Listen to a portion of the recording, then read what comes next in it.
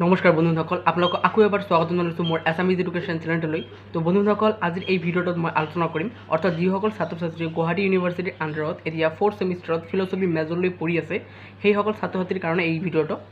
আৰু সেই ভিডিঅ'টোত মই আজি আলোচনা কৰিম বহুতো ছাত্ৰ ছাত্ৰী আছে যিসকল ছাত্ৰ ছাত্ৰী নাজানে যে এতিয়া তেওঁলোকৰ 4th ছেমিষ্টাৰত যিসকল ছাত্ৰ ছাত্ৰী মেজৰ লৈছে সেই মেজৰৰ 4খন পেপাৰ থাকে আৰু সেই 4খন পেপাৰ কেইখনৰ ভিতৰত কোনখন পেপাৰ ফাৰ্ষ্ট হয়, কোনখন ছেকেণ্ড, কোনখন থাৰ্ড আৰু কোনখন ফ'ৰ্থ পেপাৰ হয় সেই সম্পৰ্কে বহুতো ছাত্ৰ ছাত্ৰী নাজানে।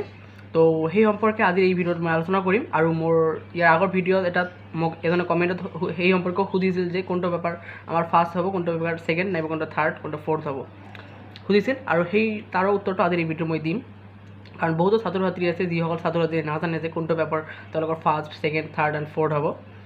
তো তোমালোকৰ যিটো মানে ফাইনেল এক্সাম, সেই ফাইনেল এক্সামটো জুন মাহতে হ'ব চাগে, কাৰণ এতিয়াতো মানে ফাইনেল অফিচিয়েল ৰুটিন দিয়া নাই, তথাপিও জুন মাহতে হয় 4th ছেমিষ্টাৰ যিটো ফাইনেল এক্সাম।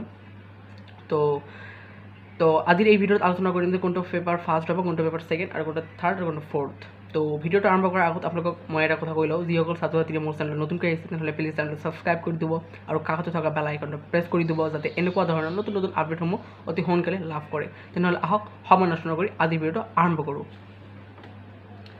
তো চাওক কি হয়, তোমালোকৰ যিটো ফাৰ্ষ্ট পেপাৰ সেই ফাৰ্ষ্ট পেপাৰৰ নাম হ'ব ইথিক্স। তোমালোকৰ এখন যিসকল ছাত্ৰ ছাত্ৰীয়ে ফিল'চফি মেজৰ লৈছে সেইসকল ছাত্ৰ ছাত্ৰীৰ মেজৰৰ কাৰণে ফাৰ্ষ্ট পেপাৰ হ'ব ইথিক্স অৰ্থাৎ নীতিবিদ্যা বা নীতি বিজ্ঞান।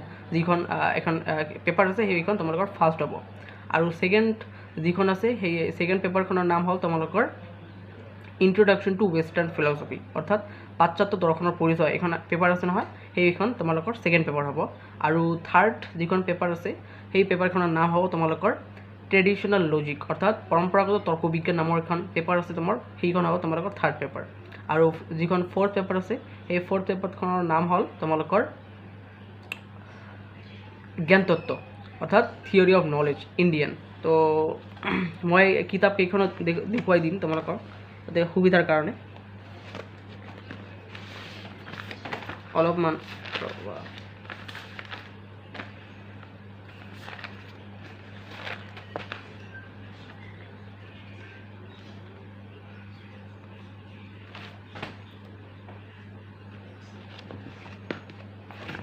তোমালোকৰ এইখন কিতাপ তোমালোকে চাব পাৰিছে, এইখন হ'ল ইথিক্স অৰ্থাৎ নীতিবিদ্যা বা নীতি বিজ্ঞান।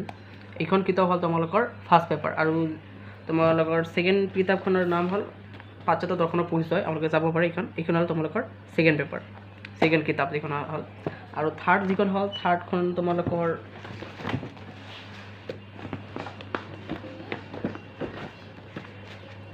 থাৰ্ডখন মোৰ আছে থাৰ্ডখন হ'লে এইখন তোমালোকৰ পৰম্পৰাগত তৰ্ক বিজ্ঞান যাব পাৰিছে, ট্ৰেডিশ্যনেল লজিক। আৰু যিখন ফ'ৰ্থ হ'ল ফ'ৰ্থখনৰ নাম হ'ল তোমালোকৰ এইখন থিয়ৰী অফ নলেজ ইণ্ডিয়ান, ভাৰতীয় জ্ঞানতত্ত্ব এইখন। তো এইকেইখন কিতাপ আছিল আৰু এইকেইখন পেপাৰ হয়, কোনখন ফাৰ্ষ্ট, কোনখন ছেকেণ্ড, কোনখন থাৰ্ড আৰু কোনখন ফ'ৰ্থ। তো এইমতে তোমালোকৰ পৰীক্ষাত মানে দিব পাৰিবা তোমালোকৰ ফাইনেল এক্সামত। তো এইখিনি আছিল আজিৰ ভিডিঅ', ধন্যবাদ।